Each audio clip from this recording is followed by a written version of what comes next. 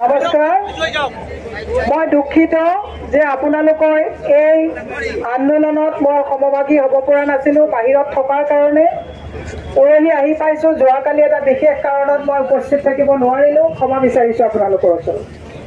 মই এটাই কথা ক'ব বিচাৰিছোঁ যে সেই সুবিধাবাদী দলটোৰ মিছা হ'ব কৌশল ৰাইজৰ পৰা সেৱা চুৰ কৰি বহাব খুজিছ বল। আজি হিমন্ত বিশ্ব শৰ্মা ডাঙৰীয়াক এই স্বাস্থ্যৰ এই ফিল্ডৰ পৰাই এটা কথা ক'ব বিচাৰিছোঁ যে যিখন ৰাজ্যত স্কুলক বন্ধ কৰি শিক্ষকসকলক ৰাজপথত উলিয়াই আনি শিক্ষা ব্যৱস্থাটোকে গল চাপা দিয়ে তেওঁ যদি কেৱল মাত্ৰ অভাৰব্ৰিজ বনাই উন্নয়ন বুলি ক'ব বিচাৰিছে, তাক আজি স্বচ্ছলৰ পৰা আমি সকলো মানুহে শিক্ষা আৰু গৰিহণা দিছোঁ। হিমন্ত বিশ্ব শৰ্মাক পাহৰি যাব নালাগে। তেওঁ যদি ভাবিছে যে কম দৰমহা পোৱা কম পইচা পোৱা এই শিক্ষক সমাজ দুৰ্বল সমাজ বুলি ভাবিছে, তেতিয়াহ'লে এই শিক্ষক সমাজে এদিন তেওঁৰ কাৰণে মূৰৰ কামৰণি হ'ব আৰু হৈছে ইতিমধ্যে। মই আজি এই স্বচ্ছলৰ পৰা অসমৰ সমগ্ৰ ৰাইজক আহ্বান জনাইছো যে তেওঁ অলিয়ে গলিয়ে মদৰ দোকানেৰে ভৰাই পেলাই মদৰ ৰাজহৰে ৰাজ্য চলাইছে। তেওঁ পাহৰি গৈছে যিখন ৰাজ্যত যুৱ প্ৰজন্মৰ শিক্ষা সংকটত পৰিছে, যিখন ৰাজ্যত শিক্ষকসকল আৰ্থিকভাৱে জৰ্জৰিত অৱস্থা হৈছে, যিখন ৰাজ্যত শিক্ষা বিভাগটোক মষিমূৰ কৰা হৈছে, সেইখন ৰাজ্যৰ ভৱিষ্যত যে অন্ধকাৰ, যুৱ প্ৰজন্মৰ ভৱিষ্যত যে অন্ধকাৰ, এই কথাটো ৰাইজে উপলব্ধি কৰাৰ সময় সমাগত। মই মুখ্যমন্ত্ৰী হিমন্ত বিশ্ব শৰ্মাক প্ৰশ্ন কৰিব বিচাৰিছো যে তেওঁ যেতিয়া মুখ্যমন্ত্ৰী হৈছিলে তেতিয়া কৈছিলে যে ভাৰতবৰ্ষৰ উন্নত 5খন ৰাজ্যৰ ভিতৰত অসমক লৈ যাব। অতি পৰিত্ৰাপৰ বিষয়। আজি 2 বছৰ হোৱা নাই মুখ্যমন্ত্ৰী হোৱাৰ, 11,442খন স্কুলক একত্ৰীকৰণৰ নামত বন্ধ কৰা হৈছে। তাতকে দুৰ্ভাগ্যজনক কথা একো নাই।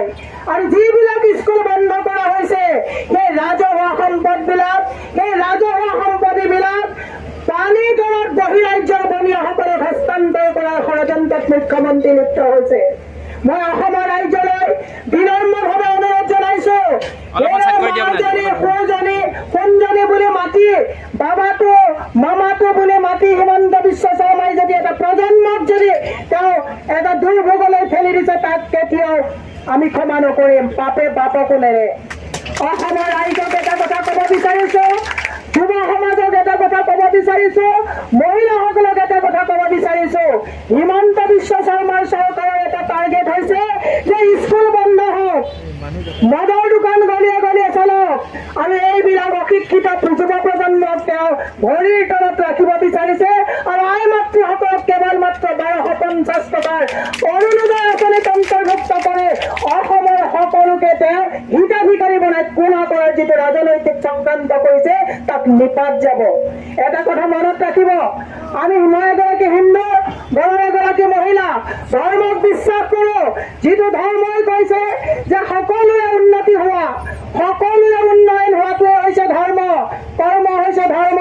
আৰু হিমন্ত বিশ্ব শৰ্মাই হিন্দু মুছলমানৰ যিটো ধৰ্মত ভাগ ভাগ কৰি আৰ্থিকভাৱে ভোকাতুৰ সমাজক জৰ্জৰিত এখন সমাজলৈ পৰ্যবেক্ষিত কৰিছে, এই ধৰ্মৰ এই অধৰ্মই হিমন্ত বিশ্ব শৰ্মাক এদিন নিপাত যোৱাব। মই অসমৰ সভ্য সমাজক আহ্বান জনাব বিচাৰিছো, শিক্ষক সমাজৰ মোৰ উপযুক্ত বক্তা কুটুবুদ্দিন নগৰীগাত মোৰ দুখ লাগিছে যে তেখেতে কৈছে মই এজন কেঞ্চাৰ পেচেণ্ট। আজি ইমান উষ্ম বাক্যৰে তেওঁ ইয়াত প্ৰতিবাদ কৰিবলগীয়া হৈছে। মই তেখেতৰ আত্মাৰ যিটো অসন্তুষ্টি সেইটো মই উপলব্ধি কৰিব পাৰিছো।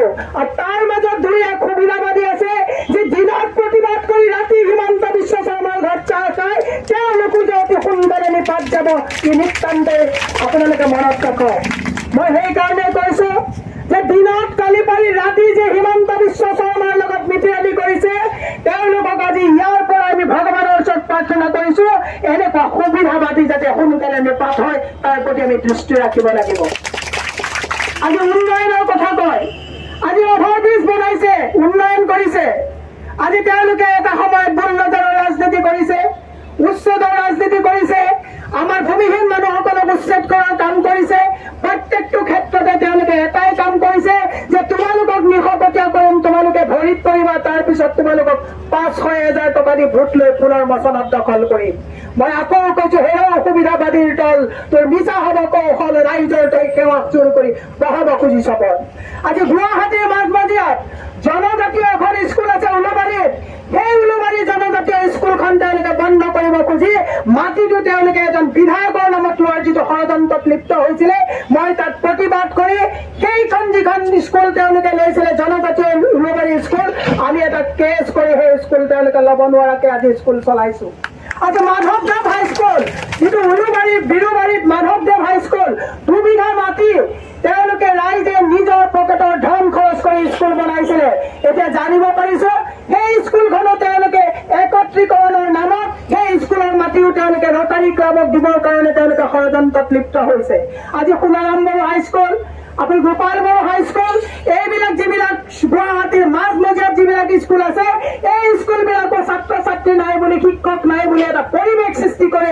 এই স্কুলবিলাকক বহিৰাজ্যৰ বুনিয়াদ দিবৰ কাৰণে ষড়যন্ত্ৰত লিপ্ত হৈছে মই হিমন্ত বিশ্ব শৰ্মাক প্ৰশ্ন কৰিব বিচাৰিছো কিমান লাগে আৰু আপোনাৰ পত্নীয়ে ৰাজহৰ যিটো চৰকাৰী মাটি হৰপ কৰিছে আপোনালোকৰ পত্নীক আপোনালোকৰ সাবসিডি 10 কোটি টকা লাগে আৰু আমাৰ এই শিক্ষকসকলে প্ৰাপ্য যদি দৰমহাটো বিচাৰি ইয়াত পঢ়ি অন্বেষণ কৰে চকুৰ লাজ নাই নেকি মুখ্যমন্ত্ৰীয়ে যে ইমানখিনি শিক্ষক সমাজৰ মানৱ সম্পদ গঠন কৰা এই সুধী শিক্ষক সমাজে ইয়াত আমাৰ অন্বেষণত পঢ়ি আছে চকুৰ লাজ নথকা মুখ্যমন্ত্ৰীয়ে চকুৰ লাজ নথকা ডক্টৰ ৰমেশ পেগু ডাঙৰীয়াই ইয়াত আহিবলৈ কিয় সাহস গোটাব পৰা নাই এক বৃহৎ প্ৰশ্ন মই আজি ডক্টৰ ৰমেশ পেগু ডাঙৰীয়াক ইয়াৰ পৰা প্ৰত্যাহ্বান জনাই এটা প্ৰশ্ন কৰিব খুজিছো আপুনি ডক্টৰ ৰমেশ পেগু আপুনি পাহৰি গ'ল যে এই সকল শিক্ষকে মানৱ সম্পদ তৈয়াৰ কৰে এই সকল শিক্ষকে পঢ়াই আপোনাক